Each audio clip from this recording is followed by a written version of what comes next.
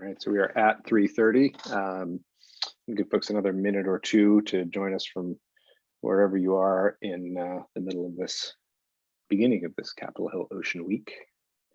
I mentioned some of you are actually in DC for the first time in a couple of years. I was hoping I was going to be there with you all in person for the events kicking off this week, but alas, the COVID got me last week, so I'm off the travel plan.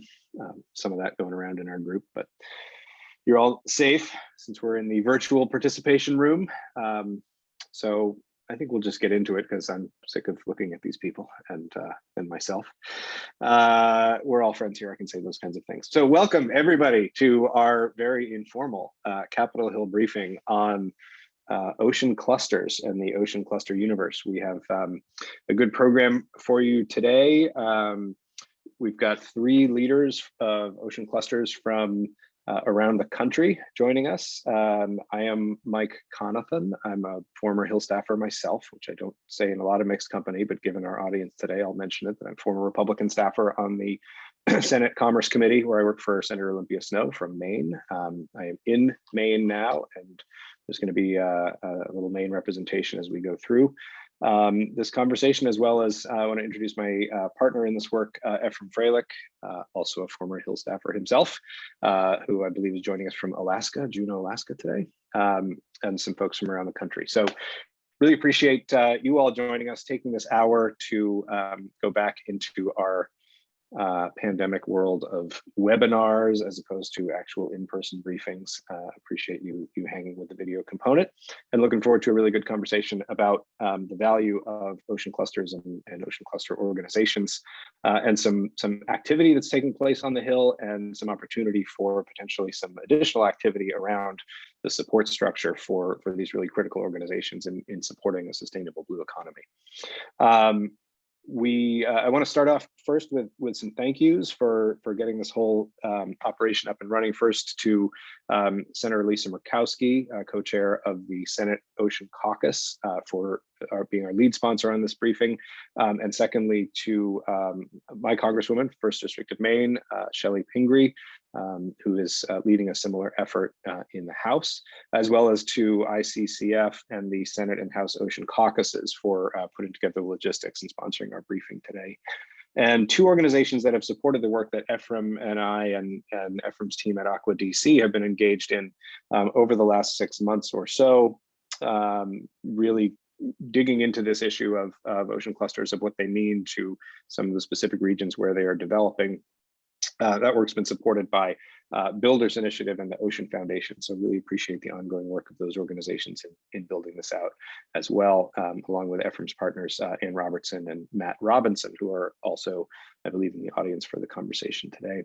And of course, our panelists for being here: Joshua Berger from Maritime Blue in Seattle, Paula Sylvia from the Port of San Diego in San Diego, and Patrick Arnold from the New England Ocean Cluster here in Portland, where I am a member and tend to work when I am not recovering from COVID. So welcome everybody. Thank you for joining us. We were hoping that we would be able to be joined by Senator Murkowski to provide some additional opening and contextual remarks. It seems her schedule has gotten in the way of that. There's still a chance that she may join us excuse me, as we go through the conversation today. And if she does, we'll certainly turn it over to her to provide those opening remarks. She did let us know that she was very sorry, of course, to not be able to make it, or likely not able to make it. And so we will miss her today. But I'll give you a quick rundown of what the program is, and then we can jump right in. We're going to start. We have Congresswoman Pingree has provided us a video recording to open us up and kick us off and give a little of her perspective on the ocean cluster issue and some legislation that she is planning to introduce that will mirror some legislation in many ways that Senator Murkowski and her partners introduced on the Senate side about a month or so ago, that would bring some government support for these issues, specifically to bear on the ocean cluster universe. And then we will move from there. Ephraim is going to give us an overview of a series of roundtable conversations that our groups held with ocean cluster leaders from 4 specific geographic regions, 3 of which are represented here today, those being Pacific Northwest, Southern California, New England, and the Gulf of Mexico. And then I'll give our panelists a little more of an introduction. We'll throw it to them to kind of provide, in their words, an overview of the work that they're doing in each of these regions. And then we'll move into a moderated question and answer session, which I will lead. And we will want to bring your questions into that conversation as well. So as we go forward, as questions occur to you, please drop those into the chat, as I'm sure we're all accustomed to using these days. And I will call through them as we're going through the Q&A period and drop some of those into the conversation as well. Okay, I think that's it here on Nuts and Bolts. So really excited to jump into this conversation, talk about ocean clusters, talk about the blue economy, and figure out how to accelerate these things in our coastal regions around the US. So I guess, Ashley, if you want to kick this off, why don't we play Congresswoman Pingree's opening remarks, and then Ephraim, I'll toss it over to you after that. All right, thanks.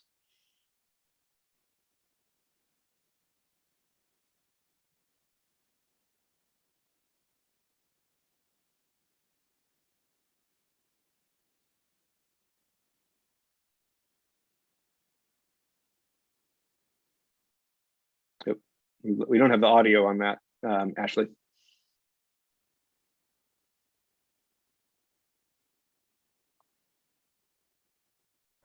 Sorry, everybody. 1 second.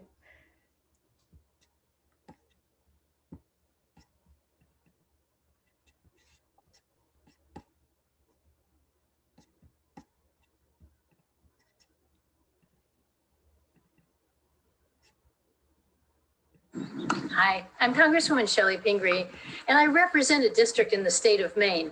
So you can understand why I think this bill, the Ocean Regional Opportunity and Innovation Act, is so important. I'm really pleased to be working on it. I'm glad we have a bipartisan House and Senate sponsors of this bill, because frankly, so many of us are dealing with the oceans, and the oceans have such a huge impact on our climate, on our world as a whole. Coming from a state like Maine, we really understand the importance of the blue economy. We're a small state, but something like 30,000 people in our state have jobs related to the ocean economy. And it also plays a huge role in climate change. You know, the oceans are absorbing a tremendous amount of the carbon in our atmosphere. So we have to take care of them. We have to deal with the industries that are there, and we have to support more industries that could be based on the ocean. So I'm very excited about this. It really creates some regional opportunities for us. It's something we're already working on in Maine, so we understand the importance of this. And it's a real partnership kind of opportunity from not-for-profits, from the profit sector, from the government sector, bringing people together in ocean clusters so we can really move forward on the blue economy, so we can support oceans and regions like mine, but all over the country. So I'm excited you're all interested in learning about this. I hope we can find a lot of supporters, because this is a critical bill, and I'm looking forward to moving forward on it.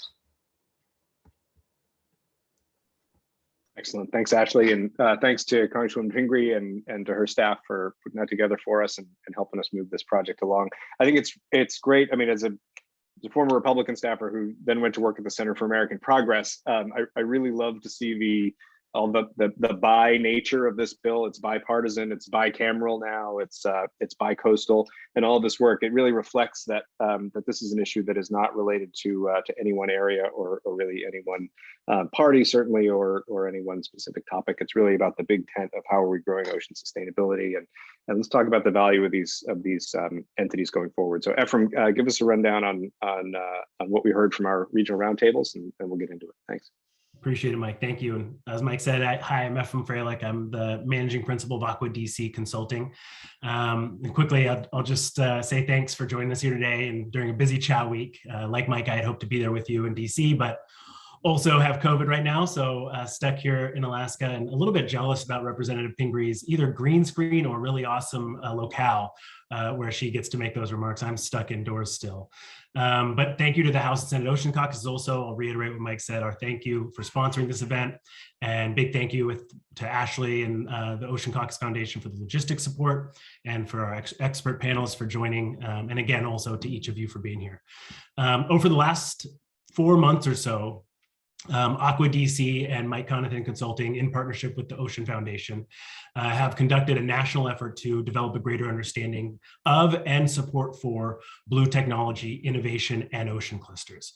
So while ocean clusters have developed independently at the local and regional levels in the US, there's really no overarching national structure or formal federal investment mechanism, right? It's a patchwork up to this point. And so part of that effort that we conducted was regional roundtable discussions, like Mike said, about ocean innovation networks. And that included one in California, one in the Pacific Northwest and Alaska, one in New England, and one in the Gulf of Mexico. And that by no means was, that covered everything, but that is where we started. Each roundtable conversation brought together participants from a range of sectors involved in blue tech, ocean clusters, governmental entities, and other ocean-related innovation efforts to capture a diverse range of experiences and perspectives within each region.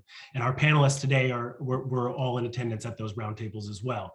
So the roundtable conversations focused on the same themes, right? We wanted to ask the same questions to each group of participants from the 4 regions. And so they were asked to define their understanding of the ocean clusters, and the blue economy, to report on any previous experiences with government agency involvement at the federal level, partnership support or funding. And then third, discuss the role of the federal government in developing, funding, and administering a national ocean cluster program prospectively, right? So what would be needed from the federal government?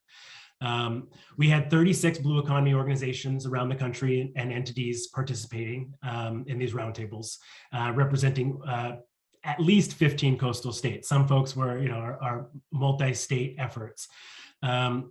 And so today we're really here. We're not going to be sharing formal findings from those conversations or anything, but rather continuing to discuss the state of the blue economy and innovation efforts around the country, and really, the hopes and what can be done from the federal level. And a lot of you joining us today from DC are our congressional staff, and as Congresswoman Pingree highlighted, right, there's active legislation out there, and yeah, just we're hoping for continued engagement.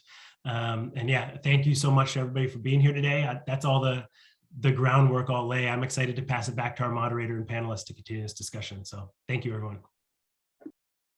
Awesome. Thanks for that rundown, Ephraim. And yeah, that leaves us in a spot where we can really hear the highlights from those conversations, and more importantly, the perspectives of our individual members here who we've got with us in the conversation today. So as I said at the top, we've got leaders from 3 different ocean cluster organizations who are going to share with us now some of their perspectives on their work in general, and on what sort of the role of government can and should be in these conversations. And to kick us off, I'm going to start with Joshua Berger, who's the executive director of Maritime Blue, an ocean cluster organization, as I said, based in Seattle, Washington. So Joshua, fire away. Thank you, Mike. You can hear me okay? And make sure to kick me under the virtual table, Mike, so make sure to really delve into some of the Q&A. But introduce myself, Joshua Berger. I'm the founder and CEO of Washington Maritime Blue.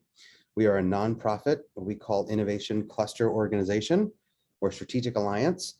And we're really focused on how we accelerate innovation, technology innovation, sustainability, and equity across the blue economy. Our organization was born out of a statewide process. Governor Jay Inslee convened a Maritime Innovation Advisory Council, and together over about 18 months, we created a comprehensive statewide strategy for the blue economy. And we figured, who's going to now go do the work? In our state, and stakeholders and partners did a great job coming under, aligning clear vision strategy where our assets were across Washington State and our greater Northwest, certainly national and global facing, but somebody has to go do the work. We went out and looked at other centers of excellence across the globe in the blue economy, maritime decarbonization, digitalization, sustainable aquaculture. Say, how are you leading? How are you driving capital towards this work? How are you building public-private partnerships and shaping policy that's going to support our goals? And across the globe in Norway, France, Singapore, Dubai, Portugal, we all had these cluster organizations, sort of the next generation of innovation cluster organizations, doing this work through what we call that quadruple helix: public-private partnerships, research institutions, communities, NGOs, our industry, and public partners. So we were born out of a state process and spun out to be an independent nonprofit organization doing this work. And really our goal is to sort of buy down and mitigate that risk of technology innovation and help drive capital towards it, whether it's for some of our largest global OEMs who are members of our organization, one-person engineering shops, or startups that we engage with. We're now about 125 members across that quadruple helix who are all engaging with one another. Ways in which we do that work: we support entrepreneurs and startups. We have a series of entrepreneurship programming, 3 years of a running accelerator program, high intensity 4-month accelerator program. We manage an incubator in the state, connect to other parts of the startup ecosystem here in the state and across the region from Alaska to Oregon and beyond. It's a core of what we do. Another real focus area, which I'm excited about this bill and ways in which we partner, is what we call joint innovation projects or leading large initiatives. So, we're supporting entrepreneurs and startups to do their work, but often there's an opportunity to demonstrate new technology like a high-speed foiling ferry or hydrogen infrastructure or a private 5G network over a port region. Our role is to bring that whole value chain, public, private, capital, research if necessary, and new technology development, all to the table together, layer public and private capital, and accelerate the demonstration and pilot of those key technologies. We also focus on equity across the sector, traditionally older white male sector and the workforce itself. And so we play a role to foster and support conversation between communities and the industry. And then particularly we run and support accessible workforce pathways, particularly for youth of color across this region, and support them into internship programs and provide wraparound services to those youth as well as to employers. We focus on business development for our members, and we run large-scale initiatives that are collaborative in nature. I might start there. I just want to say real quick, sort of the real value, right, of these organizations we're finding with our partners, particularly in the ocean and blue economy, is that we're positioned sort of to accelerate our national investments and goals. Right, we can align partnerships like no other. We engage local regions and communities like no other across this cluster landscape, and we facilitate entrepreneurship. And so with a national program, certainly we can scale our effectiveness as a regional cluster organization, but then we're able to really organize and leverage all of our expertise, whether we're in New England or the Gulf or the Great Lakes, right? And we can share relationships and leverage our expertise. So I'll leave it there, Mike, and we can engage as we go forward. Excellent. Thanks, Joshua. I appreciate you leaving something on the table for our questions coming up. There's definitely a lot to dig into here, so that's great. Moderator appreciates that. Paula Sylvia is our next panelist. She's the program director for aquaculture and blue technology at the Port of San Diego. So sort of not necessarily exclusively what we would consider a cluster organization as we have with our other two panelists, but definitely plugged into almost a network of clusterish organizations there in the Port of San Diego, including with the Maritime Alliance, one of the oldest ocean and blue clusters in the US. So Paula, welcome, and why don't you give us a little overview of your work down there? Thanks. Thanks, Mike. Thanks, Joshua. That was an excellent overview. And yes, I was going to mention, we're not the leader of our regional ocean cluster. It's TMA Blue Tech, which has done an excellent job over many, many years and decades. And I would encourage perhaps I know they're in the audience today, but perhaps they can post in the chat a link to their new economic report on the blue economy in San Diego region, which is fantastic.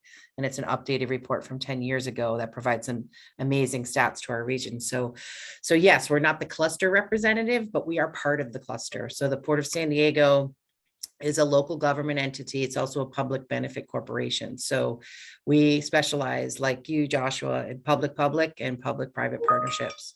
So we are the 4th largest bay in California. We're one of 17 strategic ports because of our military presence in the United States. So, and we're very like mixed use bay, right? So we've been involved in the traditional blue economy since our inception in the early 60s. So, shipbuilding, marine terminals, commercial fishing, traditional blue economy uses have been around and part of our bread and butter for a long time. But the port created what they call the Aquaculture and Blue Technology Program about 6 years ago to look at new environmental and economic opportunities in the aquaculture and blue tech space. And then also underneath that program created what we call a blue economy incubator, which allows the port to partner with early stage companies in those spaces. And primarily our core value proposition is facilitating pilot projects. So it is similar and complementary, I would say, more complementary than similar, but to other organizations. But we work regionally across the ecosystem and then nationally and internationally. So we've got 9 projects currently in our portfolio that make up a range of environmental remediation technologies, sustainable aquaculture, sort of green or more sustainable nature-inspired infrastructure solutions for shorelines and other nature-based solutions, and some other smart technologies. So we like Joshua, like we're finding, partnering with many organizations, ocean clusters, other accelerators, absolutely the academia, state, federal agencies, bringing whatever we can together to our region to facilitate pilot projects and innovation, right? So working with our local folks, and then, bringing in that, maybe not, in our case, we're supporting and facilitating pilot projects by lending a use of something that's our asset, right? So a land or a use, water designation or lease, marketing and permitting and entitlements expertise, and in almost all cases, funding. So we're providing, something like that, an asset to a company, in return for some type of royalty structure where we could get our investment back with a plus side to invest in more companies. But at the same time, we're attracting other potential capital and other funding sources to fund pilot projects. And so, they're not just, 40% of the companies in our portfolio are international companies. So as long as there's a nexus to the port, and it's not hard to find a nexus to the port, we're an international port as well. And there's an opportunity to partner with all kinds of organizations from across the country to international. So I think I'll leave it at that before I talk too much more, and we'll be open for questions later. But thanks so much for allowing me to represent our region. Absolutely. Thanks for being with us, Paula, and appreciate that overview. It's interesting, and we're going to see a third model that's definitely distinct from those two in Patrick Arnold's discussion of his work and in co-founding and leading the New England Ocean Cluster. And Patrick, I wish I was in the office with you today, but alas, not to be. In any case, so I think I'm going to let Patrick describe that, because he'll obviously do a much better job of it than I would. But then I want to dig in a little bit to some of the nuances in this, because I think one of the things that's really really important to note and really obvious about clusters is that they're different in every region. Even within the region, there are different models that can be successful and that can work in these places. So go ahead, Patrick, and then we'll get into the rest of the conversation. Sure. Well, thank you again, Mike, and everyone. This is exciting, both the bill and the opportunity to get more. It's an all hands on deck scenario with the blue economy, and such an opportunity for our country. So grateful to be a part of that. My name is Patrick Arnold. I'm co-founder and CEO of the New England Ocean Cluster. We are a for-profit private sector enterprise. We have members and tenants all all focused on the development of blue economy products, projects, and companies. Sort of the entirety of our focus revolves around increasing GDP per capita in our region, focusing on the value add in the blue economy as a means to get there. So our business partner, our equity partner in the New England Ocean Cluster is Thor Sigvason from the Iceland Ocean Cluster. We really follow the model of what Thor built out in Reykjavik. And we start with our principles and our mission. So we abide by the World Bank definition of the blue economy. It must be profitable, must be environmentally sustainable, and it must be culturally inclusive of the workforce local to the resource. So again, that helps us to focus on shifting GDP per capita in the region in which we're embedded. We're located in Portland, Maine. We were established in 2015. The Iceland Ocean Cluster was established in 2011. That connection came about because in 2013, the Icelandic steamship line Eimskip started calling on Portland, Maine. And for us, we have a theory we call cost-based geography, where you're only as near or far from something as you can afford to be. So if you go to Logan Airport in Boston with $400 in your pocket, you can get round trip to Washington, DC. But on a discount airline, you can get round trip to London. So from a cost perspective, you're equivalently close to these two locations. When Eimskip came to Maine, Tromsø, Norway, 300 miles north of the Arctic Circle, became as close to us as central New Jersey. So the work that we do now with Iceland, Greenland, Norway really does predicate on that trade connection, that accessibility into the high North Atlantic. That opened up for us a lot of tech transfer opportunities with these Scandinavian companies. That for the New England Ocean Cluster is one of the quickest ways to accelerate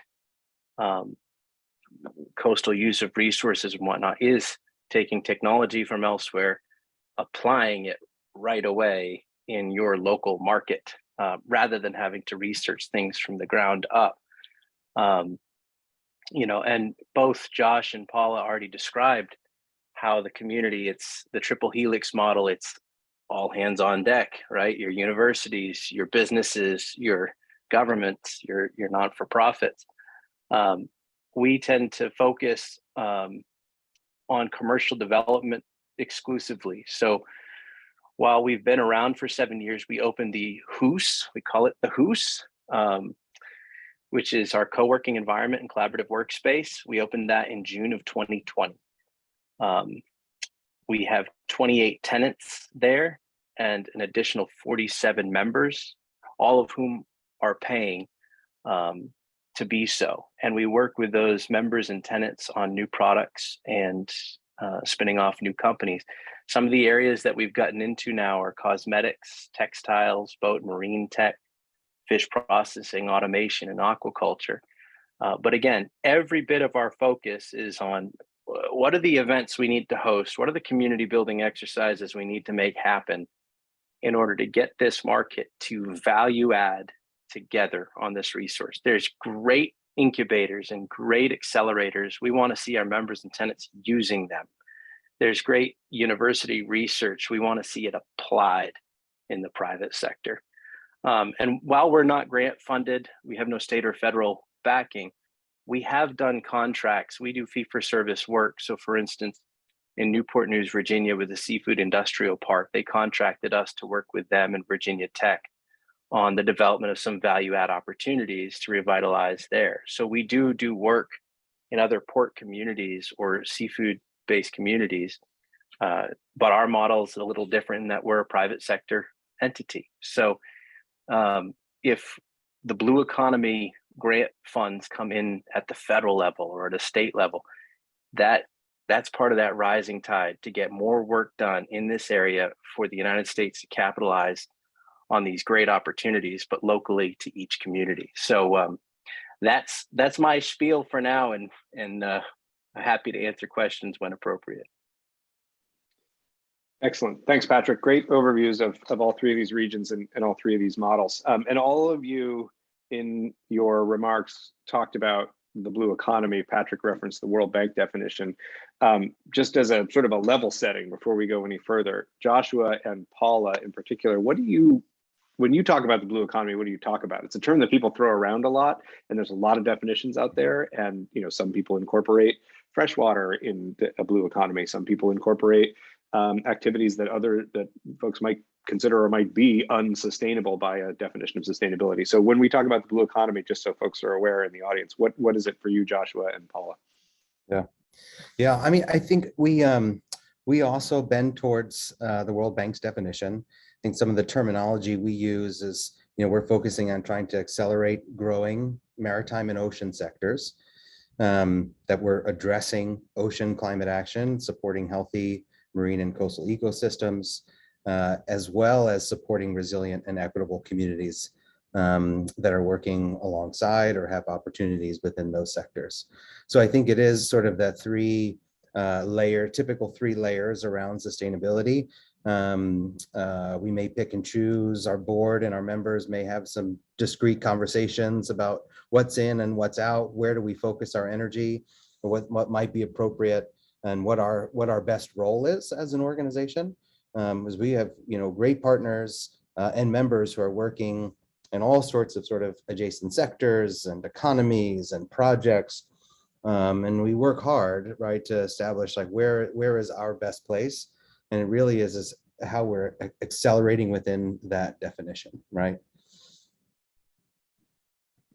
Great. Yeah, I would say we support the same, right? We support the world definition, but also, I think from the port's perspective, we touch more of the ocean pieces, right? But we're very supportive of being all inclusive, right? Of TMA, Blue Tech, and other organizations really embrace it all, right? And we are part of that ecosystem and support it as well. So part of that triple helix piece for sure. Mm-hmm.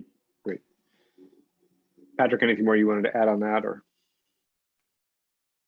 No. I think Yeah, I think it's neat to see that it's uniform, though. Yeah.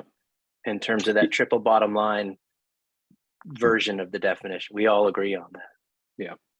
Yeah, and I think that's a really important component of what we're looking at as we look at this work in general and how to think about accelerating it at the federal level.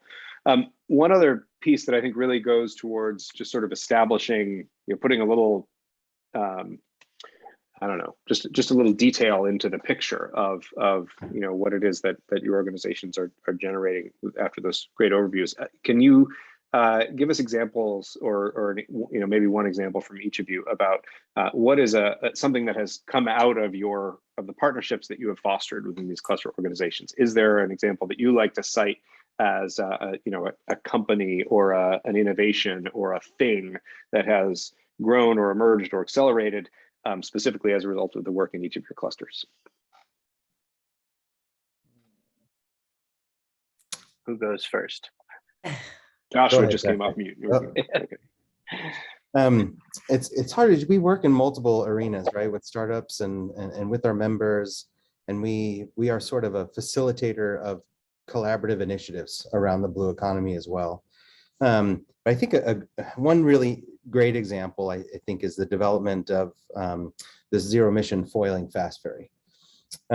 So, as example, we had a member company of ours say, hey, we have a concept design for a piece of new technology, zero emission foiling fast ferry, flies off the water. We're trying to rebuild this mosquito fleet of passenger ferry service across Puget Sound here in Washington State. We have all of the assets and capabilities right here in our region, certainly to address the transportation need, do it in a decarbonized way, and support job growth and economies across our whole region. And they said, Maritime Blue, can you help us bring together that whole value chain? So it's not just us out there sort of trying to sell this concept to somebody who may want to pick it up. So we gathered local port authorities who have particular economic development interests, because we're doing a lot of building of passenger ferries, particularly up in the northern Puget Sound. So they're interested in job creation. They're interested in the composite materials and advanced manufacturing, the vessel building. We have a local transit authority in southern Puget Sound region who's looking to advance that kind of zero emission technology across the region. And we have a whole supply chain But if we are able to bring together the Coast Guard, some private investors, using some federal dollars and local dollars to take that concept design to full design, and are now looking to build that vessel and have it on the water by 2025. So, we're not the designers. We're not even the project managers to a level of detail, but what we're able to do is layer capital to advance it faster. And, nobody's put batteries on a carbon fiber vessel before, a commercial carbon fiber vessel before. So we leverage our relationships with Coast Guard and other public sectors so that they're at the table very early, that capital investments at the table, the transit authorities. So that's one way we call it joint innovation projects, sort of a classic also Norwegian and Nordic approach and how you collaborate, right? Sometimes even bring competitors to the table to help advance this further and create new markets and growing markets. So that's one example we like to share. And we've got those types of joint innovation projects in a number of different arenas, in digitalization and hydrogen infrastructure, et cetera. That's one way we're really trying to help advance this work. Awesome. Thanks. Go ahead, Paula. Yeah, I can think of two examples. I'll start with one, which is working with local Scripps Institute of Oceanography, but also includes a lot of other partners such as TMA and local folks in their program that was funded by the EDA called Start Blue, right? So it's basically a program to introduce very early stage companies in the very early TRL zone, to the process of entrepreneurship and innovation. And then our partnership with that program is really being involved, not necessarily as a mentor, but as an advisor and also an introductory area for folks coming out of that program to perhaps apply to our incubator if their, technology was at the stage to be tested.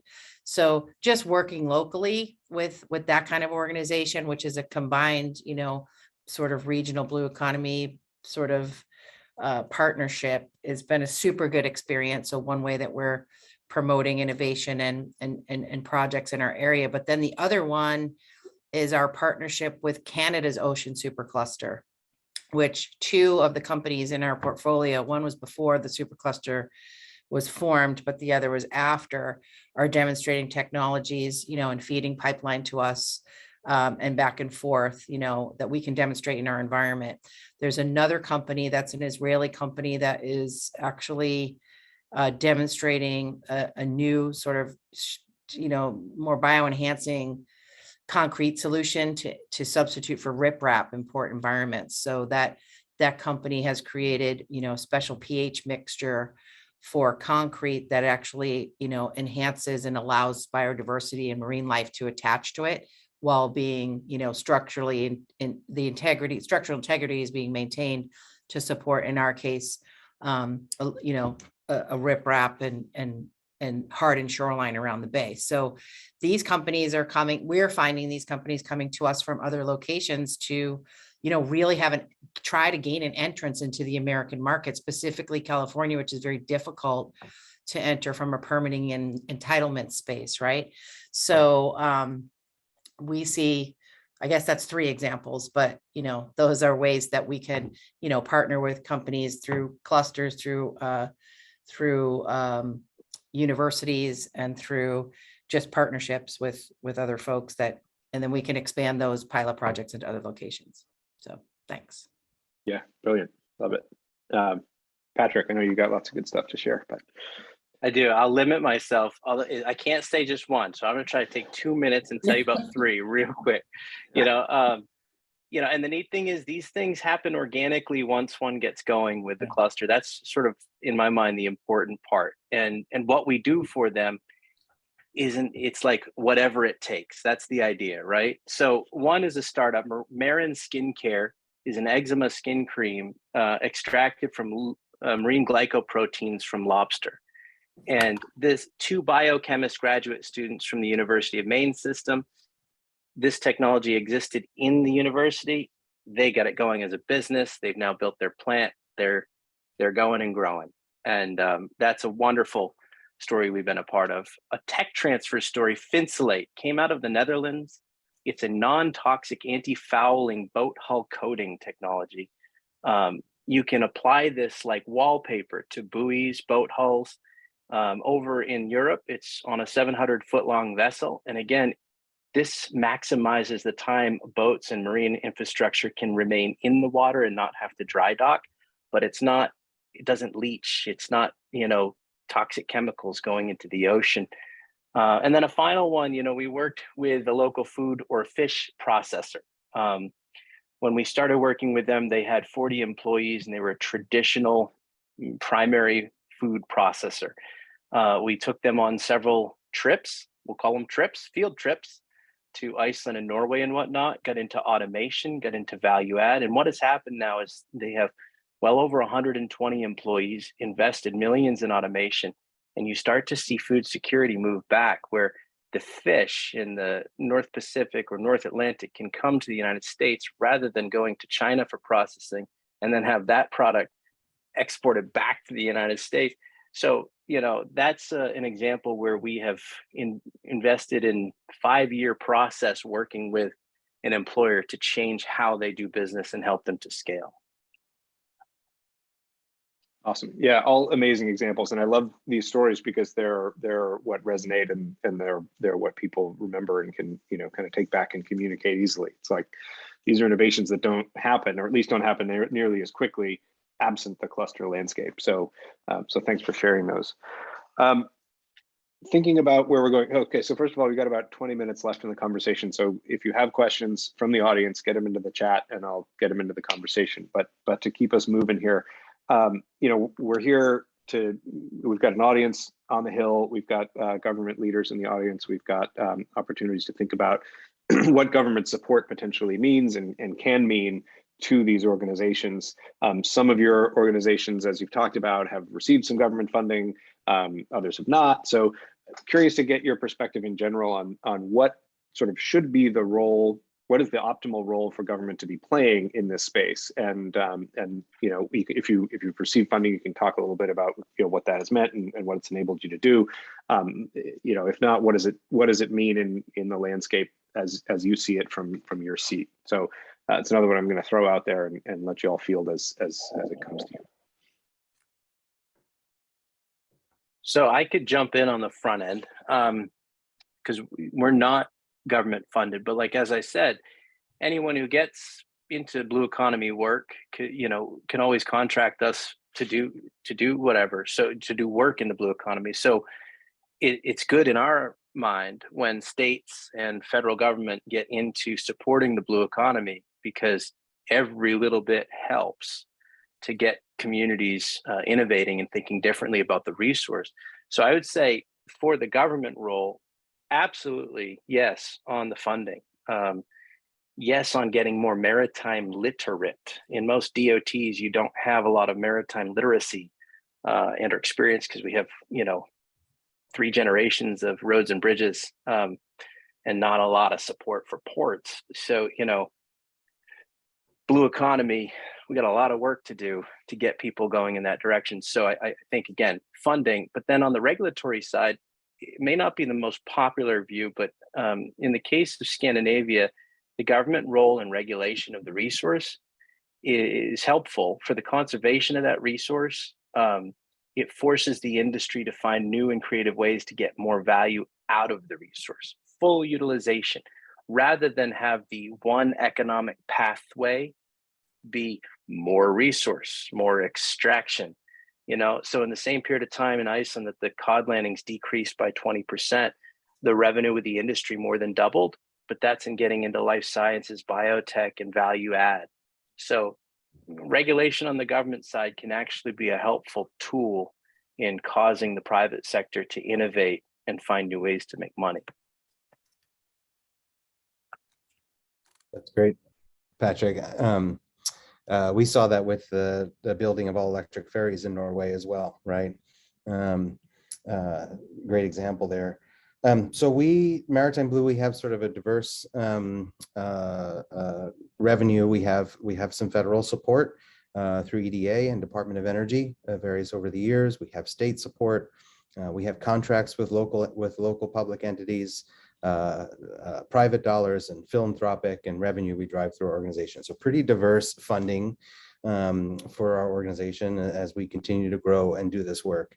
Long-term sustained funding for the capacity to organize, be a dot connector, and layer these sectors together is really critical. And we see that in the case of all other regions around the globe that are supporting this work. There's sort of a base level public support to be able to do this work. And of course, we diversify how we continue to grow as an organization and support our members. And our members invest there as well, right?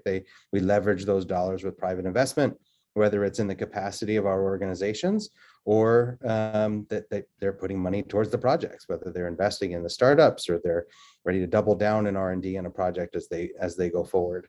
The other piece of this is having sort of a national program around ocean clusters also helps the various federal agencies talk to one another about the blue economy, because we are EDA, we are DOE, we are DOT, we are EPA, right? And so with a national program that not only supports this work, it brings those conversations together so that, NSF isn't off doing something over here and they're not talking to these folks over here, that they're sort of a central organizing, federal organizing function along with the support for the clusters, and then allows us to scale. We are all friends, right? Like we've known each other, we've been doing this work, we're trading startups back and forth. Boston sent this one over here and we're sending this down to San Diego. And so what we need though is sort of some clear metrics so that we can talk to capital and what are sort of our impact metrics for the blue economy, and is capital thinking the same thing? Let's organize together to be able to do that. We all leverage different angel networks, right? This is appropriate for my network. Maybe it's more appropriate for your network over here. Those are all, really key ways I think that a federal program like this can help instill. We're doing it organically, but we can do it this much. We can do it this much more, right? If we have a federal program that's supporting us and aligning us.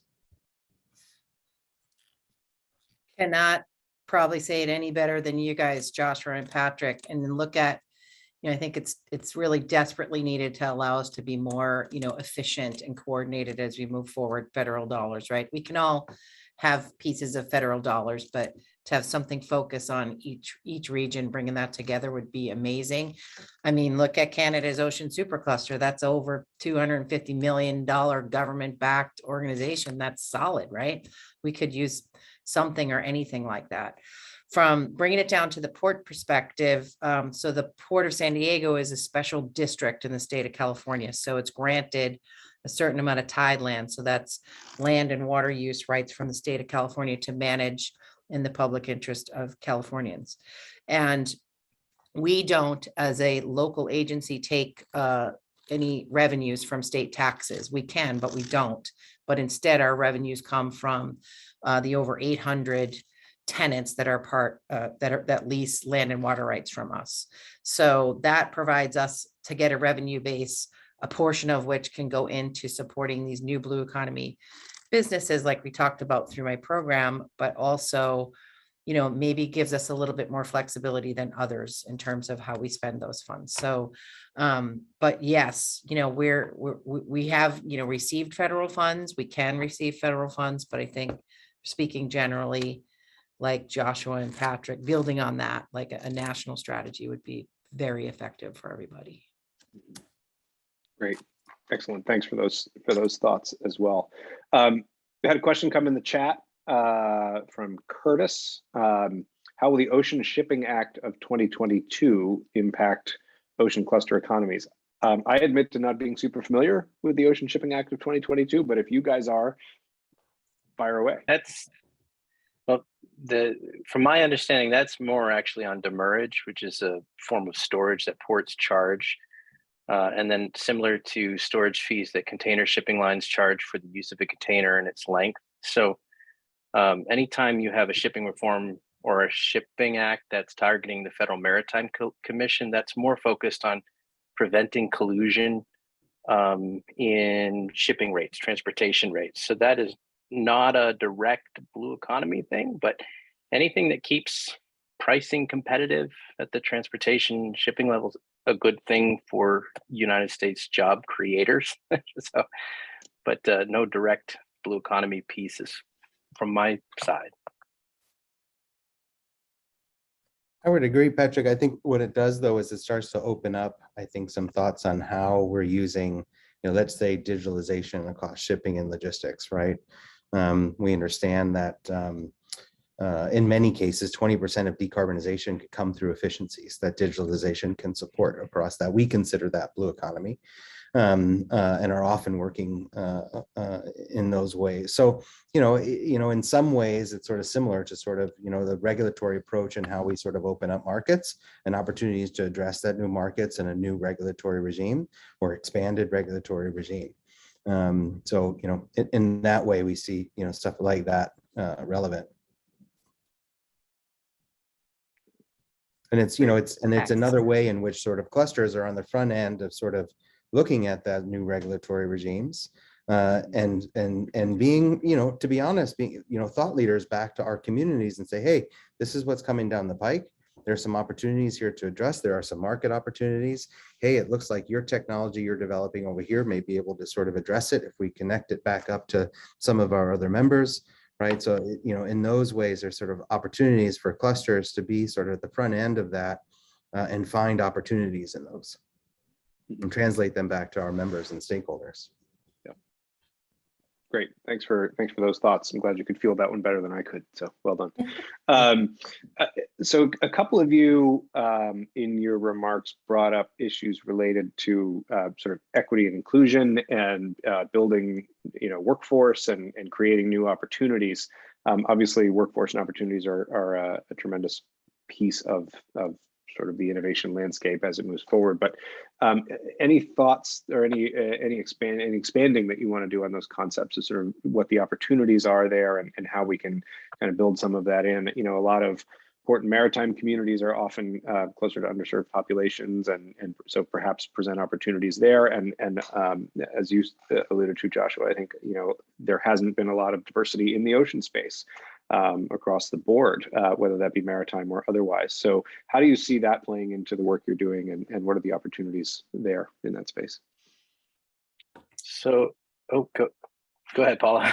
I was just going to touch on the first thing that comes to mind is, this workforce development initiative. There's a lot of different things going on in our region, led primarily by TMA Blue Tech, but also others, right? The local community college system, Mira Costa College, other organizations putting together curriculum and other types of, training for variety of that blue tech piece, right? When it comes to aquaculture workforce development, it's a little bit more difficult because we don't have as much aquaculture in the water to train people with yet, but we're working towards that, right? So using, curriculums for blue tech, for commercial fishing, for, enhancing skill sets in any of those areas where we are trying to be part of that ecosystem and support, that work through either the work we do with our member cities around the port and their education systems, or directly with our pilot projects and other industries. So I'll just close at that. Cool. We'll go out a little bit on a limb here. This is a core focus. We've been thinking a lot about this in our region, and certainly within our organization. There's a lot of great partners, and we often bring together partners around workforce development, and particularly how we're creating sort of more accessible pathways specifically for youth of color in our region, provide experiential opportunities and early awareness, and then leading into internships. But it's more than that. We're not delivering workforce programming. We're sort of an interconnector across the workforce system and our members and employers across the region. But we often find we can create as many pathways as we want if youth and particularly underrepresented communities are not feeling welcome, that we're not addressing sort of cultural bias and cultural workforce issues within our organizations, then we have no retention. We can put as many youth as we want into internships and apprenticeship programs, but we have to address some of the core equity and bias issues that exist in our sectors, whether it's maritime, traditionally, or across marine conservation and the like. So we're definitely stepping out on a limb and saying, look, as a cluster organization, we consider ourselves sort of a safe place to start to address this. We have a number of our members who want to be out front, who want to sort of address bias in their workplace and workplace culture. And so we're trying to find resources for them and we talk about providing wraparound services to youth who are underrepresented. We want to provide wraparound services to our employers who are feeling like they're not representing and they're not, right? And that's sort of a role for us we feel we can play as a cluster organization where our members and our employers have adopted sort of our vision for the blue economy that includes resilient and equitable communities. And so we feel like we can step out on a limb and help ourselves and our employers address sort of the underlying issues around equity in our sectors. So, and for us, we're a small company, and so what we found tricky. We found it tricky when you're talking diversity, equity, and inclusion. We found two things that we needed help with. One was access to new networks, because these are new networks of individuals we didn't necessarily have access to because they weren't necessarily coming to us out of the gate. And then two was funding to say, well, how do you, again, must be profitable. So how do you sustain your efforts here? So we did partner with a 501c3 not-for-profit World Ocean Observatory to come up, because we had a lot of philanthropy wanting to work with us on social issues. We came up with a project called Transforming the Blue Economy. And then under that, we have programs that address the social things that we feel are relevant and need work, but we can't afford to go out on the limb and underwrite, as a small company. So one of the programs under that philanthropy is called Inclusion in the Blue Economy. We set it up a year and a half ago. It provides desks in our ocean cluster in the Hoos for 3 businesses or people from Black, Indigenous, and people of color or women, underrepresented communities. It's free for 6 months for them.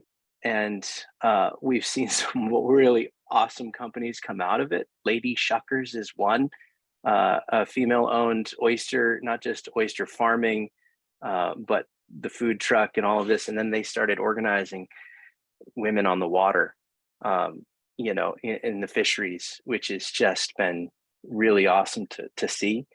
The other aspect of the program, when we're all talking about net zero or circular economies, Indigenous populations, it's always been circular economy. So we see a lot of innovation, the right ways of doing things, the best practices coming from our inclusion programs. But like I said, in order to do that, we have to have funding for it. So we had to work with a not-for-profit partner to get it off the ground. Excellent. Well, look, we're coming up to the end of our hour here. I think this has been a really super fruitful conversation. I very much appreciate all of your time. I appreciate everybody's time in the audience in finishing this up. I'm trying to think of a good pithy wrap-up question here to give everybody kind of like a last word kind of scenario. So I'll just say, what do you see as the future for ocean clusters in your region? What's your goal in 30 seconds for each of you? Where do you want to see your organization in 2030? That is a pithy one. So I would say, 30 seconds. The port wants to continue to partner with, the TMA to help TMA grow, to help support TMA, to help other organizations in our area and elsewhere, be more, united and working together and, growing our overall base by, 50% or more in the next, 10 years easily. So. Awesome. Joshua. So I have a plan for a staff-only T-shirt on the back, and I'll say it in less colorful words because we are on a public radio hour for like everything. But I would like for all of us and our members in our region to sort of have this mantra: it's like we get stuff done, and we're not a jerk. So we're pragmatic, we're collaborative. And you can imagine what the in-house t-shirt will say. Oh, I want the colorful wording of that one, Josh. So, yeah, and I'll just say, during COVID, we made New England Ocean Cluster face masks, and the wording on the side just says "waste not." To see zero waste, to see full utilization. If you're talking 30 years from now, we are smart enough to mitigate human contribution to climate change. We can do it. And there's economic opportunity in that. We're bullish on it. So yeah, to see zero waste and to have these ocean clusters be the avenue in which we can collectively get there, that's something I'm excited about. Excellent. Excellent. Well, thanks again to all of our panelists. Thanks again to our hosts, to our sponsors, to Senator Murkowski and her co-sponsors on her legislation, to Congresswoman Pingree and the co-sponsors of her forthcoming legislation, and to all of you for joining us for this hour. That's our wrap on Ocean Clusters. Ashley has dropped email addresses in the chat, so please feel free to reach out to any of us if you have further questions or want to tour our facilities. I can vouch in person for the Hoos. It's a spectacular place on the Portland waterfront, right near a lot of our finest lobster roll establishments. So come on down, we'll give you a tour and go check it out. Thanks for all your time. Thank you, everyone. Thanks, everybody. Appreciate you. Thank you.